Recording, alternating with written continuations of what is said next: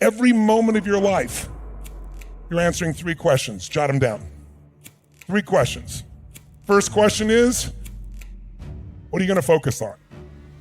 Right now, whatever you're focusing on affects you. If you're focusing on how you're going to use what you're going to learn this weekend, you could be focusing on the smell of your neighbor after all that jumping up and down. There's so many things you can focus on. We don't focus on everything. We focus on a small number of things, and that's what we experience in life. And focus, write down, equals feeling. Whatever you focus on, you're going to feel, even if it's not true. Have you ever had somebody tell you something and said, you think John is your friend? John's not your friend. He's talking behind your back. And you go, no, he's not. John's my friend. You misunderstood. But if 2 or 3 people tell you John's talking behind your back, you can get pretty pissed off because that's really just hurt, right? And then maybe you confront John. Who's ever done this? Confronted somebody about something you've done and then found out you were wrong and felt like an idiot. Who's ever had this happen before? Say I. So the most powerful decision we make, most of us don't make it consciously, is what are we going to focus on?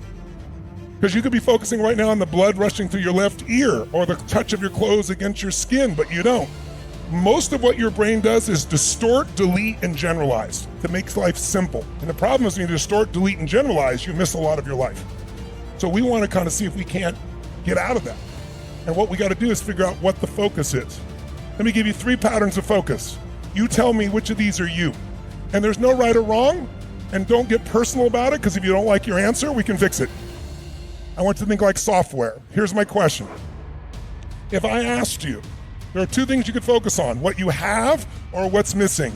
Which one do you spend more time focusing on? Shout it out. You can hear in the room, you're not taking a poll, one is dominant. Raise your hand if you focus more on what's missing. Raise your hand nice and high. Keep your hands high and look around this room. It's about 95% of the room. Now I have a simple question for you. It's a really important question. It's a simple one, but an important one. Just think software. Don't think personality. If your brain is constantly focusing on what's missing, how can you ever sustain happiness no matter how successful you become? It is impossible. Raise your hand if you see this. And it's dominant in this room because most of you, how many consider yourself to be an achiever? That's part of who you are as an identity. So as an achiever, looking for what's wrong for a moment so you can fix it can be a good thing. But what happens is it becomes a habit, and then it doesn't matter how much you achieve, you're not happy. You know how many multi-billionaires, you know how many entertainers with their Oscars or their Emmys or their Grammys that I work with, who you would think would be the happiest people in the world? They're worth almost $1 billion, some of them. They're the best in the world at what they do. Everybody loves them, and they're miserable. I get the call. And why is it? It's because they keep focusing on what's missing no matter what they have. That's one pattern this weekend. If you only change that, would change your life. What happens when you focus on what you have?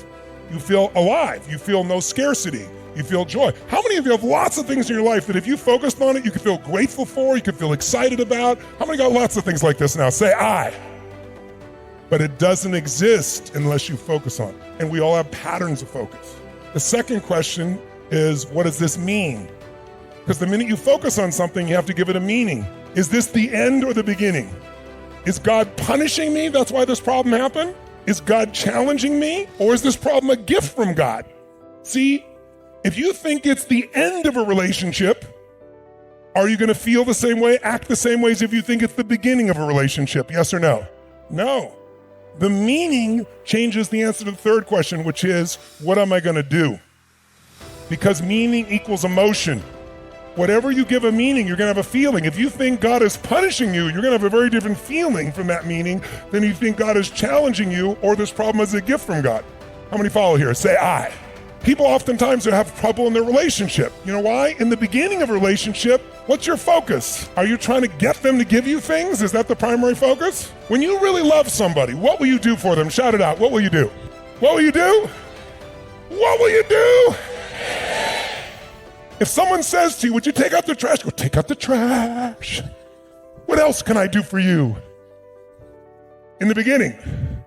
But after 7 days, 7 weeks, 7 months, 7 years, or 70 years, somewhere between 7 days and 70 years, they go, could you take out the trash? You go, what do I look like? You're a janitor. You go, I don't know what it is. We used to have so much passion. What happened?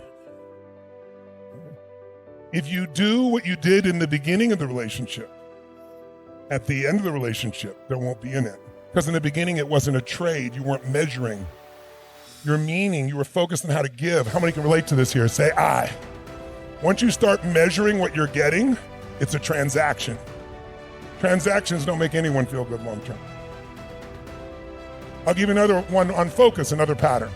Do you tend to focus more on what you can control or what you can't control, what's outside your control? Which do you tend to focus more on, what you can control or can't control? And watch this, it'll be a different pattern this year, I guarantee you. Raise your hand if you focus more on what you can control. Raise your hand. Keep your hands up nice and high. Look around. It's about 80%. How many focus on what you can't control? Can't control. It's about 20. So it's about 75-25 or 80-20. But notice this one is more focused on what you can control, more people. That's why you came here. How many of you came here so you could take more control of some area of your life here? Say, aye. That's why you're here. And how many of you know someone that you wish came with you that frickin' needs this way more than you do, and they're not here? Why? They focus on what's missing, I guarantee you, and they focus on what they can't control, or they think this is just some guy talking, that can't change your life, which is really an unconscious belief that I can't change it. Now, some of you have both. What's missing is your focus and what you can't control. How many focus more on the future? Watch this. Look at this future-based room here. Because that's what achievers do, right? We're focused on how to create a better future. Many of you came for that. So what's the goal? Well, certainly you want to use all three, but if you're going to spend your predominant time and you want enjoyment, it's the present. If you want to create a great life, it's the future. So it's a balance between the present and future. These three patterns alone can change your whole life.